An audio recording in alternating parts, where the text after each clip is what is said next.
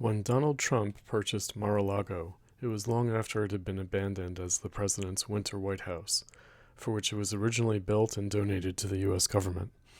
The government had sold it, and Trump acquired it for his brand at a bargain price several decades before he launched his political career. He turned it from a distressed piece of real estate into a successful commercial property that was also his home, and eventually made it fulfill its original purpose. This winter, Trump has said the United States is going to own Gaza and do a job there. As with all things Trump, it's either his sincere intention or the opening gambit of a negotiating position. Unlike other similar pronouncements, this wasn't an off-the-cuff comment but prepared remarks read from written notes at the podium of a press conference. Mere weeks into his second term, Trump meant to take personal responsibility for resolving the Israeli-Palestinian conflict. Though it shocked the world, this was clearly a deliberately crafted proposal made with his team. Benjamin Netanyahu's strained smile showed he was not surprised but knew ahead of time, and was not exactly happy with it.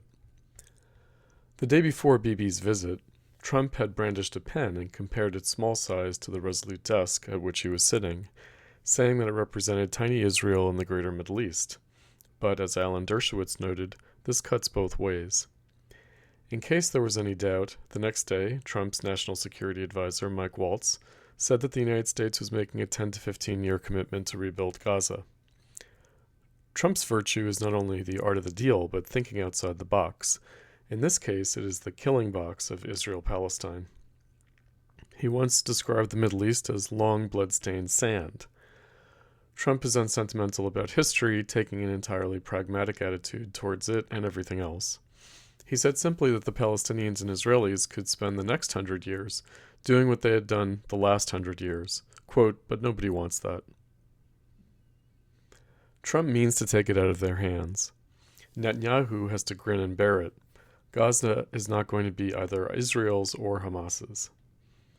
Trump wants peace and insists that Israel does too. The evangelical Christian Mike Huckabee has been sent as Trump's ambassador to Israel, so the Israelis have to confront the face of Christian Zionism anticipating Armageddon. Is this the future they want, fulfilling someone else's prophecy? The war in Gaza could end only one way, but unexpectedly it was this one, an international solution imposed from outside on the warring parties. This is not Eretz Israel, but an obstacle to it. Trump is offering to rebuild Palestine. Will it stop at Gaza?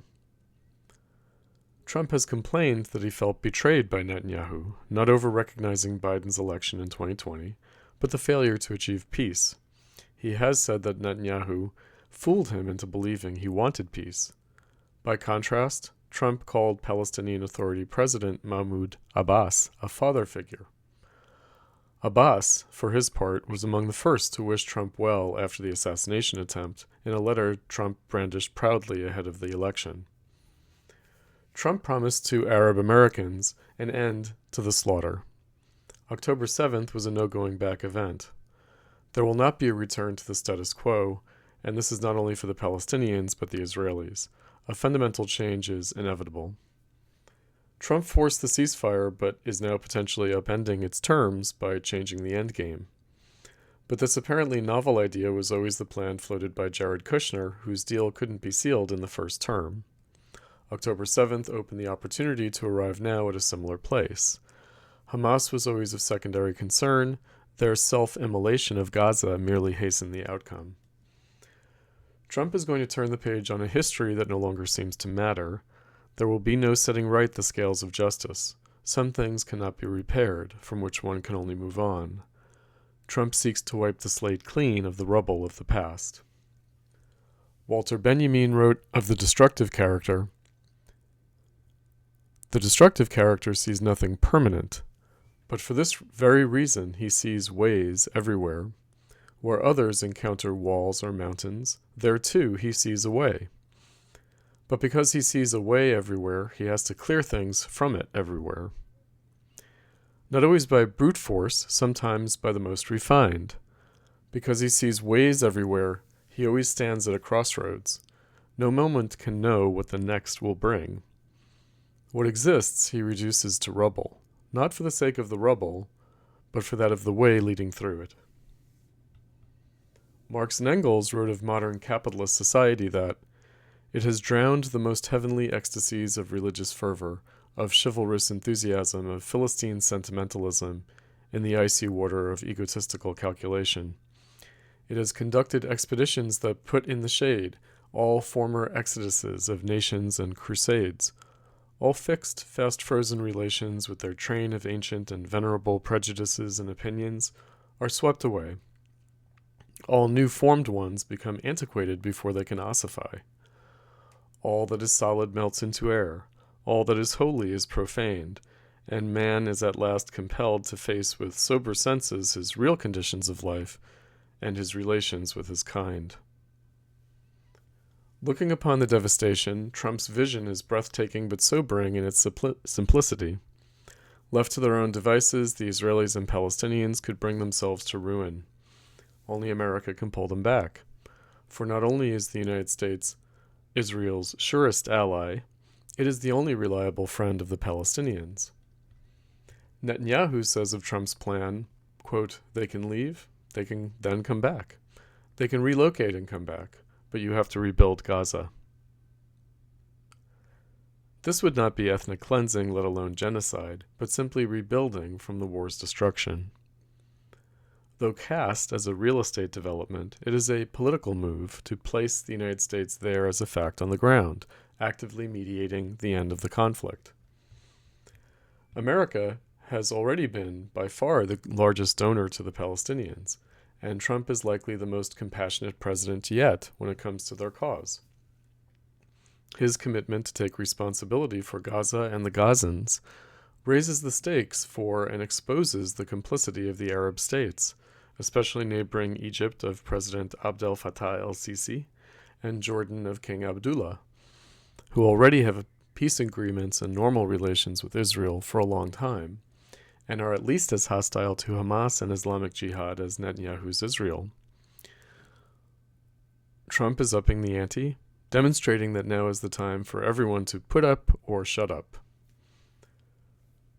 Trump is showing them up, as at best the fair-weather friends of the Palestinians they've always been. More distantly, the monarchies of the Gulf states and Saudi Arabia, the existing and future partners in the Abraham Accords, now must match Trump's commitment to Gaza and to the Palestinians more generally. When they do so, the effect will be to unify them in a common front and confront the Israelis with an offer they cannot refuse. And to their common enemy, the Islamic Republic of Iran, Trump has said that he only reluctantly signed the executive order for maximum pressure to be brought to bear against Tehran. One of his first acts after being elected was to dispatch Elon Musk as an envoy, promising Iran's delegation to the United Nations his intention to restart negotiations for peace. As in his first term, Trump has no intention of attacking Iran. Far from backing Netanyahu's policies, Trump is working to undermine their rationales. He is succeeding in forcing Israel to the table of concessions, beginning with the ceasefire, unlike Biden, whose bear hug was unable to effectively constrain Netanyahu. In his usual style, Trump is ostentatiously making good on Biden's failed humanitarian peer to Gaza on the grandest possible scale. Trump's purpose is clear.